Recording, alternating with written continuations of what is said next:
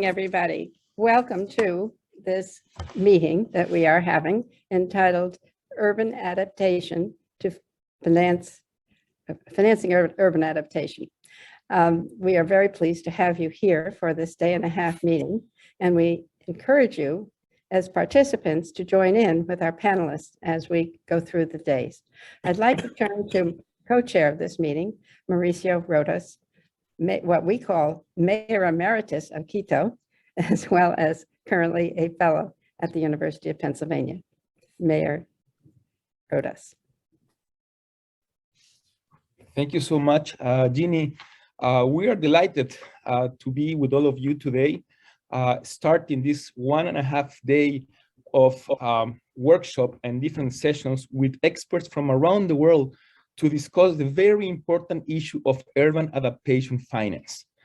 As you know, more than 70% of CO2 emissions are taking place in cities. So it is in cities where the battle against climate change will be defined. And cities have to face with an international financial system that was designed for countries, not for cities. And the problem is particularly severe when we think about urban adaptation, because only 1/5 of climate finance goes to urban adaptation. That's why we are here to discuss this very important topic. Welcome, everybody. So as we go forward, we are having the eminent Jeffrey Sachs to launch our meeting. As you well know, Jeffrey, for several years, ran the Earth Institute at Columbia University. He is a university professor at Columbia, the highest rank one can have at that university.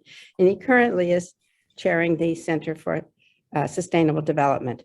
He is also president of SDSN, the really influential group that promoted very successfully the 17 Sustainable Development Goals in their formation and now in their implementation. He is chair of the Lancet COVID-19 Commission and has served as a special advisor to several UN secretaries over time. He has written extensively on this subject.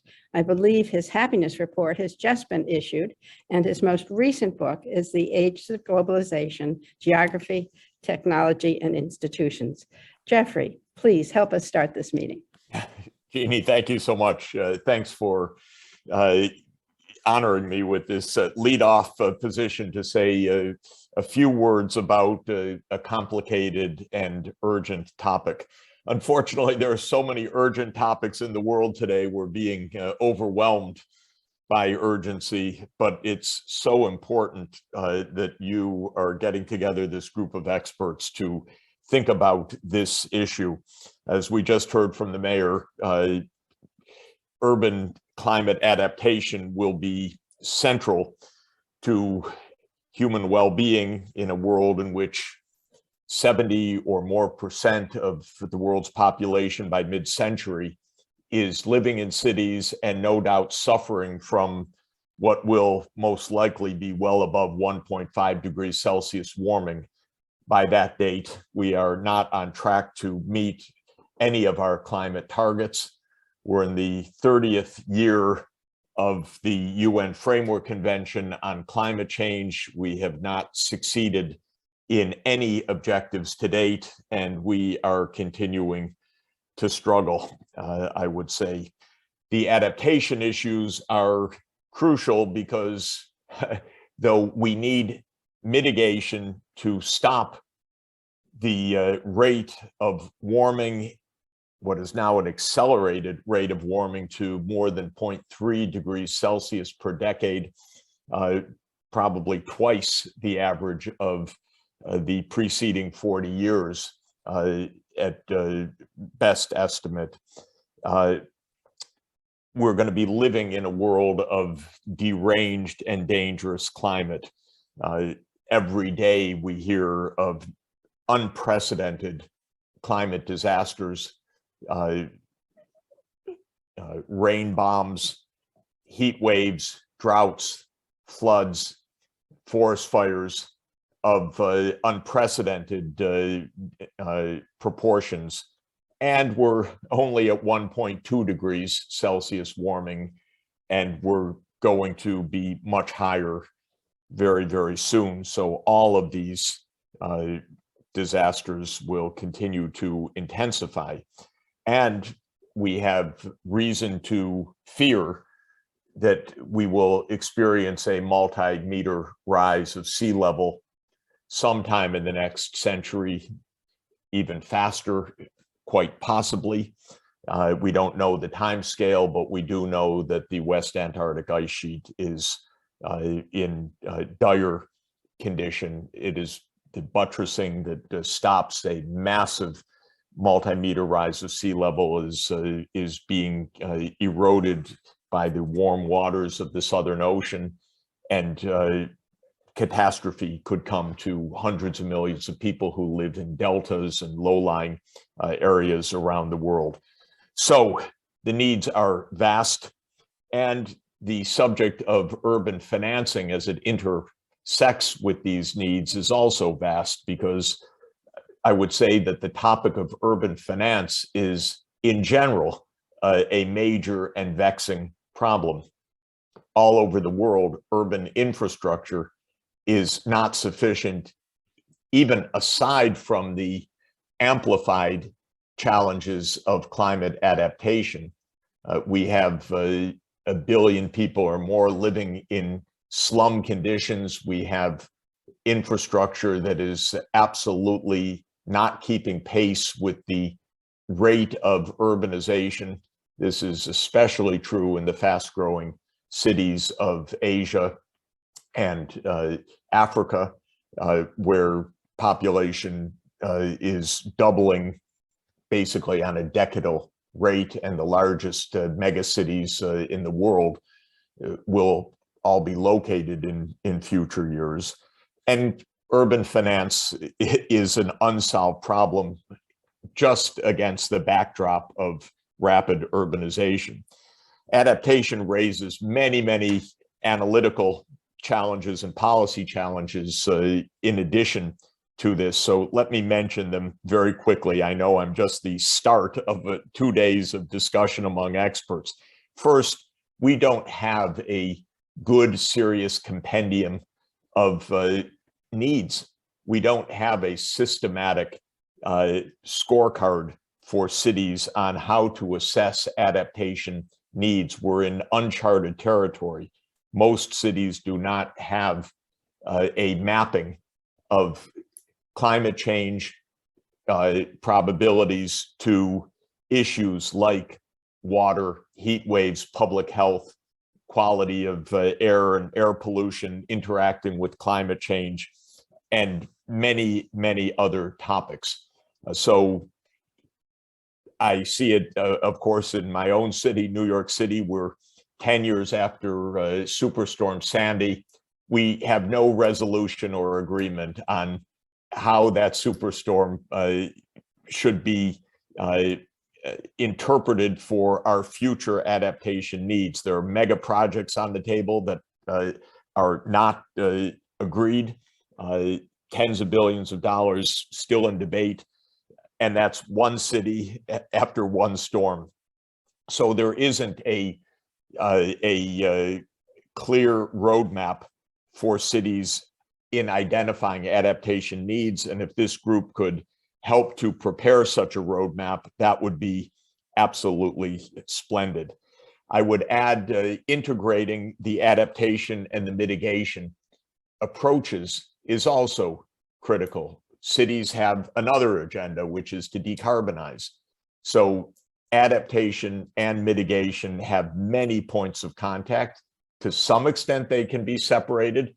Issues of flood walls or rising sea levels are quite different from preparing for all electric cities, perhaps, but there are lots of areas of overlap of mitigation and adaptation.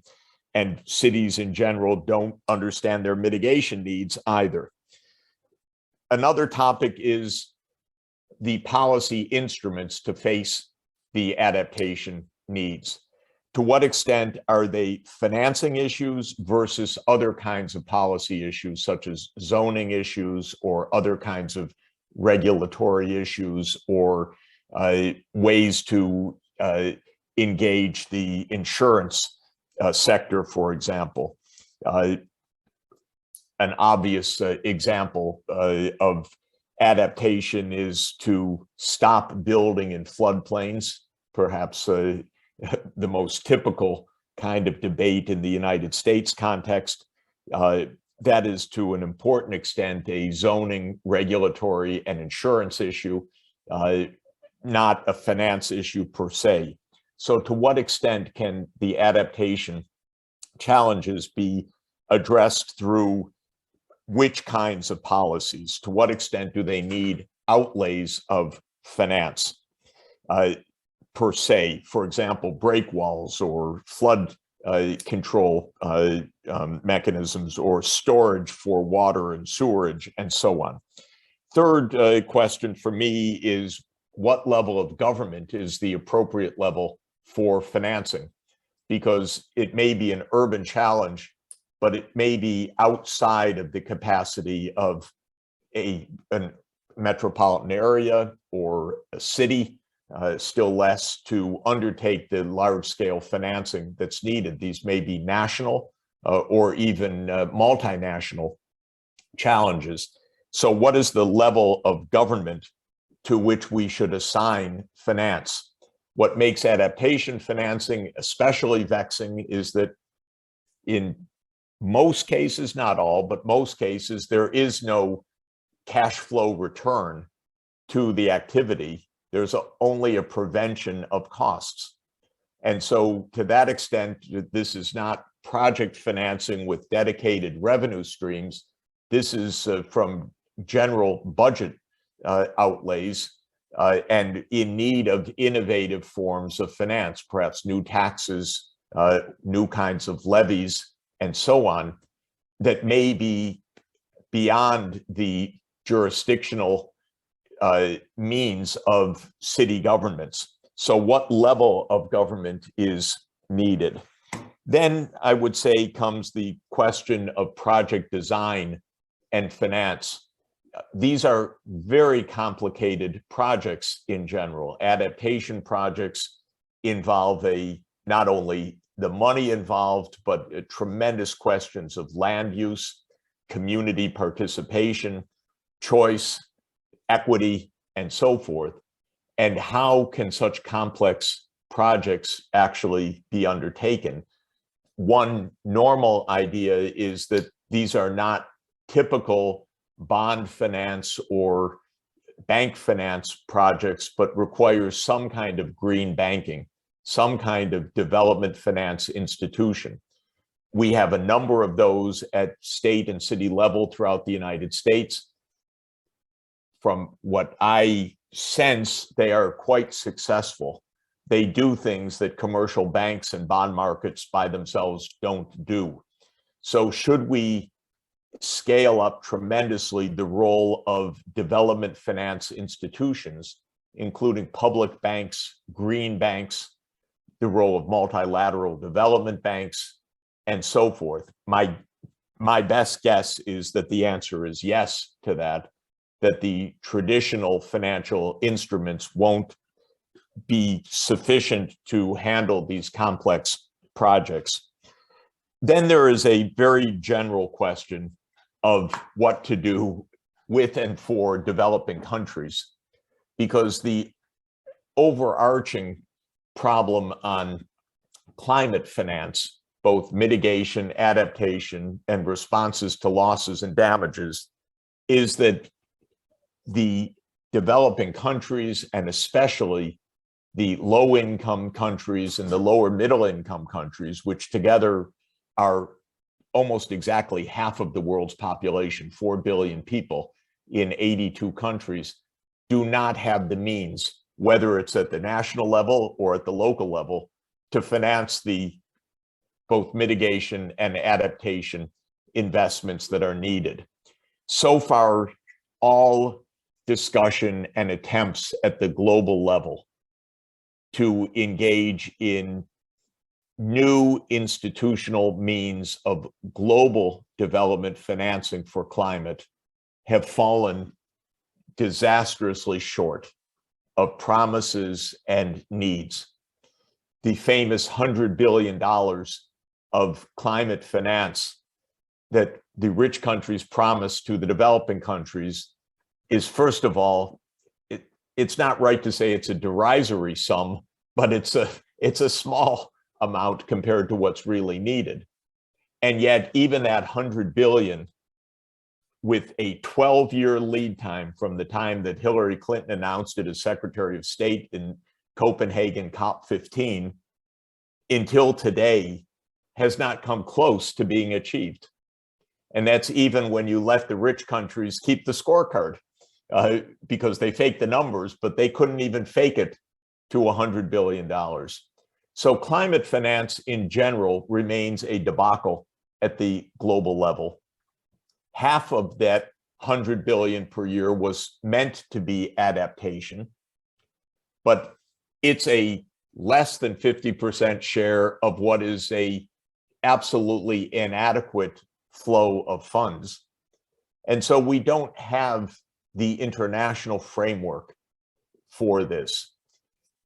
I am both impressed and dismayed by the fact that of the 82 low-income and lower middle-income countries, only 3 of the 82 have a investment-grade credit rating that gives them even a chance to tap into private capital markets for their development needs.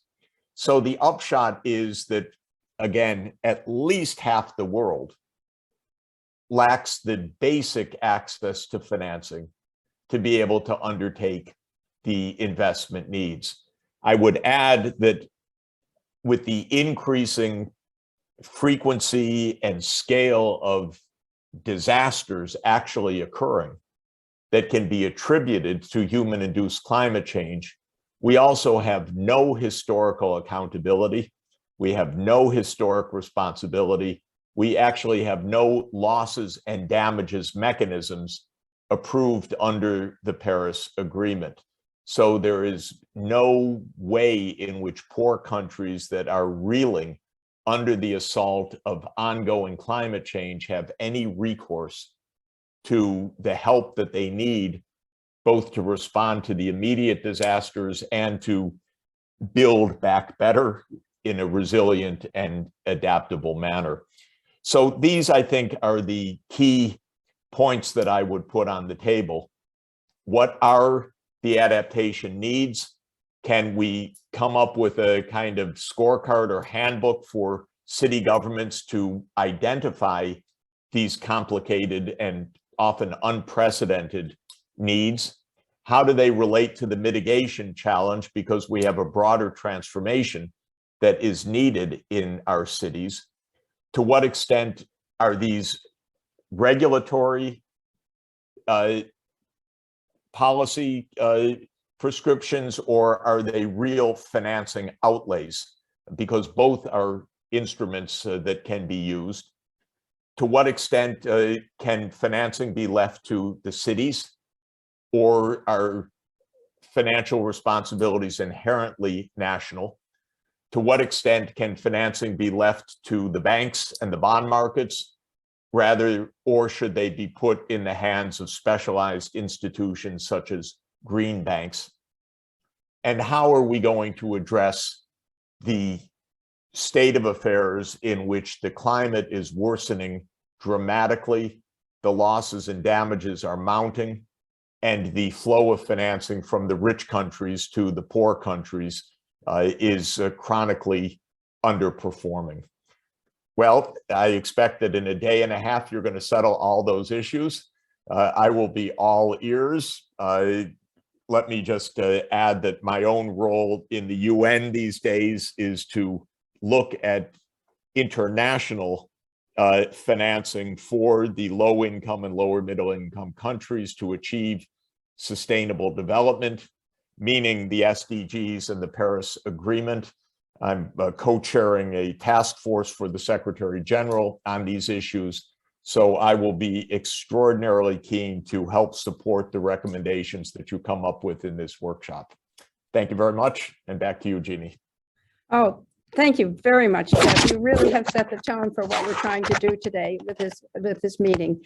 In particular, to isolate just what is urban adaptation. We know about adaptation in general, but what is urban adaptation? So with your call to understanding the needs of the cities and create a scorecard around this topic is really essential, and certainly a first step and what we need to do in terms of the research and action agenda, which is part of our objectives today. Asking whether it's a regulatory issue or a financial issue is also critical to this. And then who should be paying for all of this? How do we create the sources of funding that is so necessary once we've identified the key areas and set the priorities for those key areas, which we are looking to you to help us do, of course, as well as many in the audience who are very, very active in this area.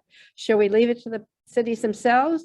They don't have enough resources. Is it the nation's role? Well, some nations might not. What about the banks and the bond markets? What role do they play? Do we need a special structure that will be dedicated only to this area? Or do we need to be thinking about how to integrate development investments as well as climate investments in a way that meets these ends? So thank you so much for laying out these issues and the many more that will be coming in the future. We will certainly stay in touch with you with your work with the UN Secretary General and hopefully can engage in a dialogue on this topic. We have a couple of minutes. I'm just looking at the audience to see if there's any question that anyone might want to ask Jeff. Well, he has a couple more minutes with us, I think, but he does have to go off to another meeting. If you do, please raise your hand or say something, show your face. I'm looking across the participants here. I have a quick question, if that's okay, Jeannie. Please. No, thank you. Thank you very much indeed, Professor Sachs, for that very illuminating, I think, presentation. One of the things that we're working on with regard to urban adaptation finance, I think you really put your finger on it, is that urban adaptation, people talk about green bonds, getting the private sector in, etc. But as you mentioned, urban adaptation finance does not necessarily generate that kind of revenue stream. On the other hand, it does significantly contribute to the survival of the fiscal space of the city and even the enrichment of the fiscal space. And the fiscal spaces are being hit now, local fiscal space, with COVID. So there is a way that it can repay to the public weal, but it's not going to be through necessarily revenue generating projects. Also, urban finance in terms of adaptation, it's, what we see is that the cities actually have the comparative advantage because most of the activities are within their mandate, but it's an incremental cost. So there's a mechanism that's we piloted, and it's actually mentioned in the Doha outcome statement of the LDC 5 conference, for a kind of incremental addition to intergovernmental fiscal transfers regulated by the Ministries of Environment, but that tops up some of these urban investment plans. And then that would need to be, of course, financed through taxation potentially, and a mixture of global taxation or global development funds like the Green Climate Fund and national resources to make it sustainable. What we're seeing is that the Green Climate Fund only looks at projects. They don't look at these mechanisms, and we're not going to solve it project by project. We need some mechanisms, blend of taxation and development finance to top up the cities where they need it with regulatory support. So really looking forward to working with you. And I think you put your finger on it. Adaptation finance is slightly different to where most of the climate finance is talking about, which is about energy and mitigation, which is not where the cities are facing right now in terms of their critical issues. Thank you. Thank you. Just to say, I agree with all of that. That's great wisdom. We do need incremental revenues. This is for sure, because so much of our policy agenda is public outlays of one form or another that are not directly revenue raising, but are for the social good. They may have an economic return, but it's not directly captured in a project finance framework. This applies at all levels of government, and it applies to the international system.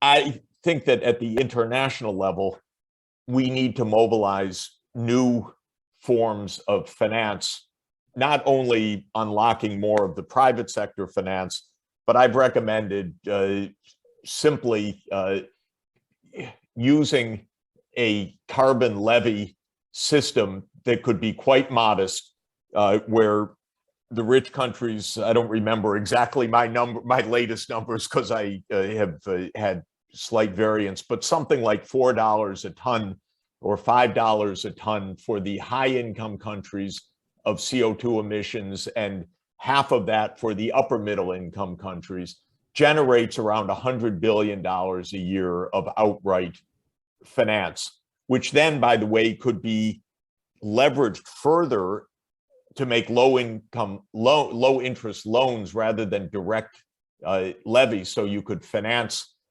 bonds at 1 or 2, maybe 2% interest, and so forth, with that flow to the extent of hundreds of billions of dollars per year of outlays. But it comes to the point you were saying, we're going to need new revenues. We're going to need to tap new revenues.